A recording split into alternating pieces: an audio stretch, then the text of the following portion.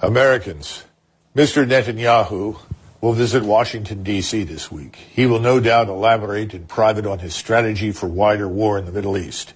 His plans should be taken seriously by every American citizen.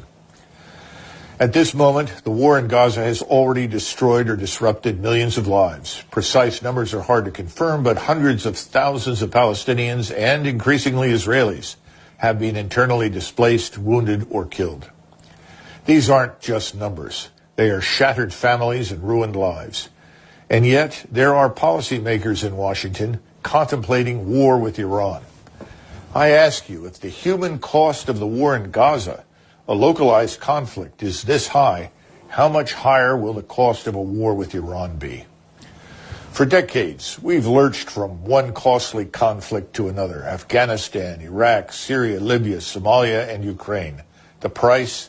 Tens of trillions and tens of thousands of American lives. But who pays this price? Not the policymakers or defense contractors who profit from these wars.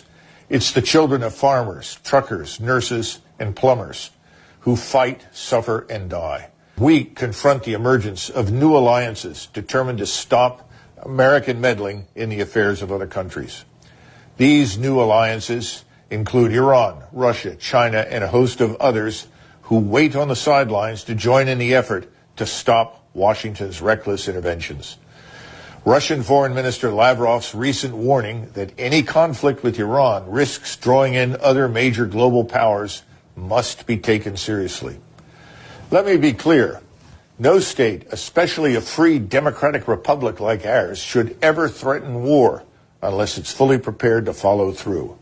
At this point in our history, Washington knows, or should know, that our nation and armed forces are not ready for a war with major military powers 6,000 to 7,000 miles from the United States. We're close to $35 trillion in debt.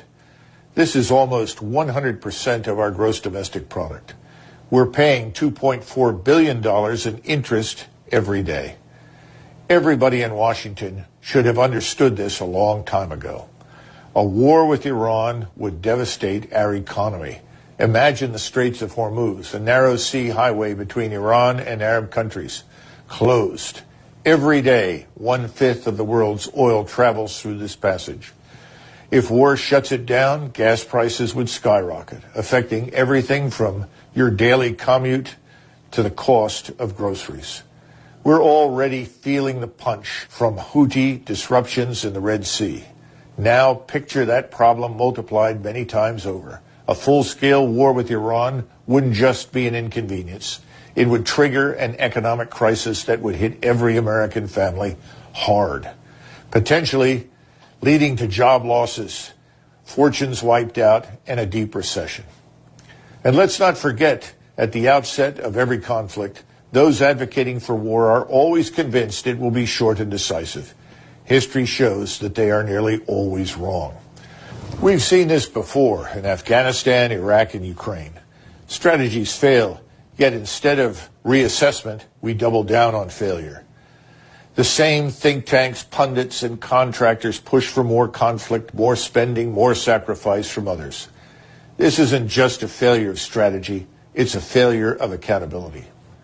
We must remember that the first priority in national military strategy is the security and preservation of the nation itself.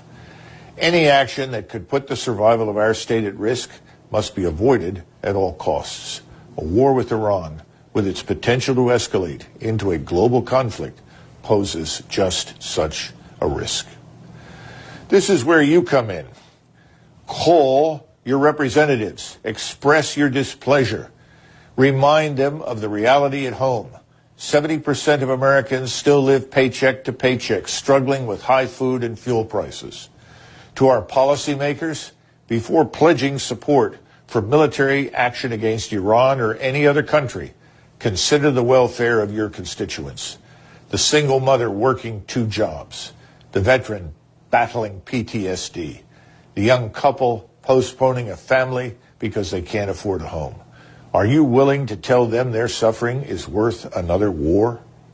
The self-defeating policy of open-ended military interventions with unattainable military objectives must end.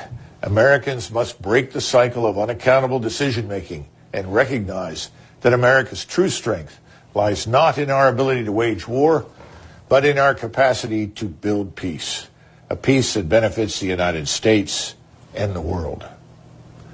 Americans, your country needs you now, not to fight in foreign lands, but to fight here at home for prosperity and peace, for accountability, and for a government that puts your needs first. Call your representatives. Speak out in your communities. Let the halls of power echo with the voice of Americans who believe America's needs for peace and prosperity must come first.